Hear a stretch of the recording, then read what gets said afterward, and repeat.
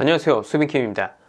제 채널을 구독하고 계신 분들이나 또 지금 이 영상을 보고 계신 분들 중에는 아마 간헐적 단식 같은 비교적 최신 유행의 다이어트 플랜을 이미 하고 계시거나 아니면 관심을 갖고 계신 분들이 많을 거예요.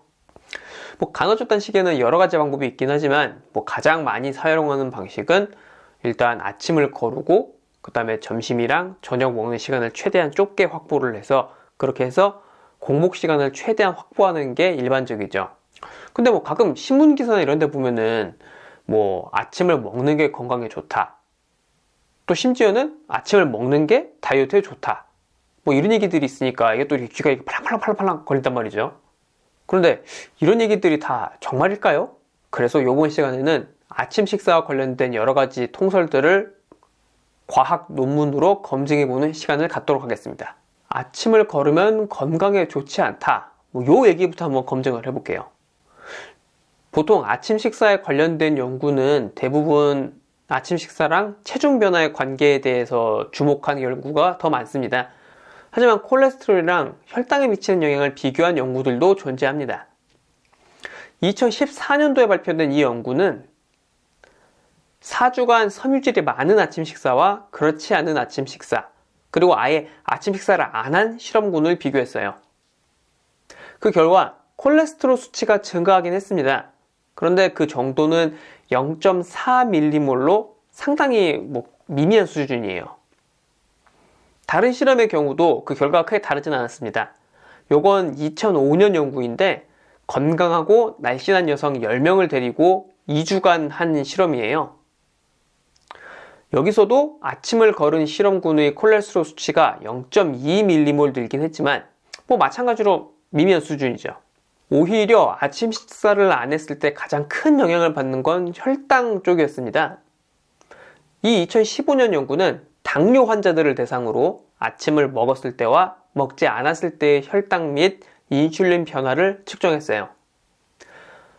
그래프 보시면 여기 그래프의 그 까만 점이 아침을 먹은 사람이고 하얀 점이 아침을 거른 사람입니다. 그리고 아래에 있는 화살표는 각기 아침, 점심, 저녁 식사 시간을 가리켜요. 확실히 아침을 거른 사람들이 점심을 먹었을 때 혈당이 확 뛰죠. 하지만 이건 이미 당뇨 증세가 있는 사람들에 대한 겁니다. 건강한 사람들한테는 큰 문제가 안 됐던 것 같아요. 이 앞서 소개한 두 가지 실험에서도 당뇨가 없는 사람들을 대상으로 공복 혈당 수치를 같이 측정했거든요. 아침을 먹었건 먹지 않았건 공복 혈당에는 큰 변화가 없었습니다. 아침을 먹는 게 다이어트에 도움이 된다고 주장하는 사람들은 아침을 먹어야 신진대사율이 증가한다, 이런 근거를 들기도 해요. 얼핏 생각해보면 그럴싸하죠. 왜냐면은 만약에 몸이 이제 기계고 음식이 연료라고 생각했을 때 연료를 좀 일찍 넣어주면은 더 이렇게 좀 더 남은 시간 동안 쭉 잘 돌아갈 것 같잖아요, 활발하게. 그런데 연구 결과로 볼 때 정말 그런지 한번 보자고요. 이 2014년의 연구는 21살부터 60세의 날씬한 남녀 33명을 대상으로 한쪽은 아침을 먹고 다른 한쪽은 아침을 거르게 해서 6주를 관찰했습니다. 그런데 아침을 먹었건 먹지 않았건 이 휴식기 신진대사율에는 큰 변화가 없었어요. 그러니까 다시 말해서 아침을 먹고 안 먹고는 이 신진대사율에 거의 영향을 미치지 않았다는 겁니다. 그보다는 하루 전반에 걸쳐서 섭취하는 칼로리 양이 더 중요했어요. 아침은 물론이고 그 이후에도 칼로리 섭취를 계속 안 하고 있다면은 점점 대사율은 떨어질 수밖에 없겠죠. 또 말 나온 김에 아침 식사와 운동의 효과에 대해서도 짚고 넘어갈게요. 아침을 거른 상태에서 운동을 하는 게 그 운동 그런 퍼포먼스에 영향을 미치기는 해요. 그런데 이 경우는 보통 고강도의 운동을 할 때의 얘기고, 우리 일반적으로 하는 그런 조깅이라든지 이런 운동에는 그렇게 큰 영향을 미치지 않았습니다. 오히려 중요한 거는 공복 상태에서 운동을 하고 나면은 하고 나서 2시간 이내에 단백질 20g 정도는 섭취를 해줘야 근육 생성에 자극이 되고 최소한 근 손실을 예방하는 데 도움이 된다고 해요. 다이어트에 단백질이 얼마나 중요한지, 그리고 단백질을 얼만큼 먹어야 다이어트에 도움이 되는지에 대해서는 제가 예전에 소개를 한 바 있습니다. 참조하시면 도움이 될 거예요. 자, 이제 그러면은 결론으로 나가 봅시다. 도대체 아침 식사와 다이어트, 그러니까 체중 감량에는 어떤 상관관계가 있을까요? 때마침 올해 초에 이거에 대한 메타 분석 연구가 나온 바 있어요.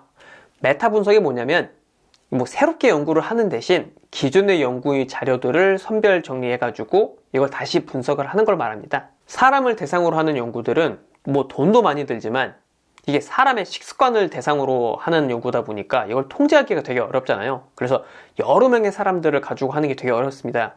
정말 잘해봤자 한 30명, 40명 한 그 정도 데리고 하는 게 좀 큰 규모라고 할 수 있어요. 그런데 만약에 이런 비슷한 실험들이 세계 곳곳에서 실시가 됐다고 한다면 그 데이터들을 잘 모아서 정리만 잘한다면 보다 정확한 값을 얻는 게 가능하다고 할 수 있죠.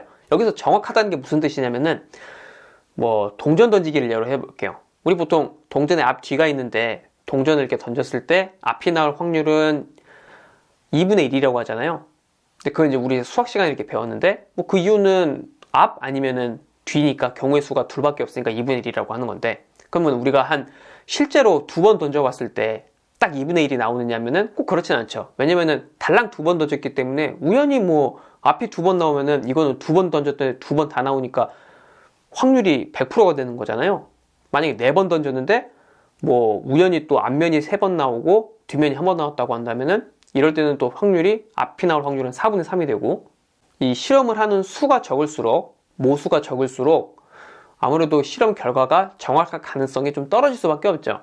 근데 만약에 동전을 우리가 한 100만 번을 던졌다고 한다면은 아마 그 100만 번 수를 해서 앞뒤 나온 걸 비교해 보면은 그건 아마 더 2분의 1 확률에 가까울 거예요.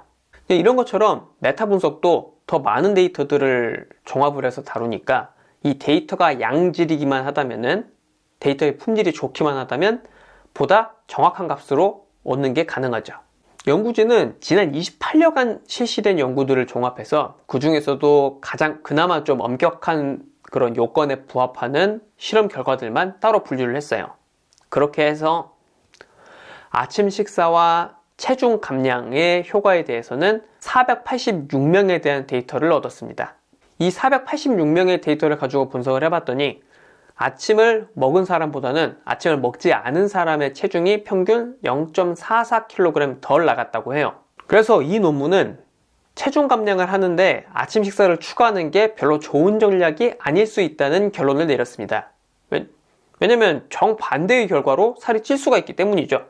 결국 여기서도 확인할 수 있는 건 체중 감량에 정말 중요한 거는 결국 하루에 먹는 전체 칼로리 양이에요. 아침을 먹냐 안 먹느냐는 부차적인 겁니다. 아침을 먹더라도 남은 점심 저녁 이런 것들을 잘 안배를 해가지고 적절한 정도의 칼로리를 섭취를 하면은 살이 빠질 수 있는 거고, 아침을 안 먹는다고 하더라도 점심 저녁 때만 폭식하고 이러면은 살이 찔 수밖에 없죠. 그래서 오늘의 결론, 간헐적 단식을 하시는 분들은 앞으로도 그냥 걱정 마시고 계속 간헐적 단식을 하시면 되겠습니다. 만약에 더 궁금하신 건 있으면은 언제든 댓글로 남겨주세요. 제가 답변을 하거나 아니면 이거 되게 중요한 내용이다 싶으면 아예 따로 유튜브 영상을 더 만들어서 올리도록 하겠습니다. 그럼 다음 시간에도 좋은 내용으로 찾아뵙도록 하겠습니다. 구독, 좋아요 이런 건 이제 아시죠? 그럼 다음 시간에 찾아뵙겠습니다. 감사합니다.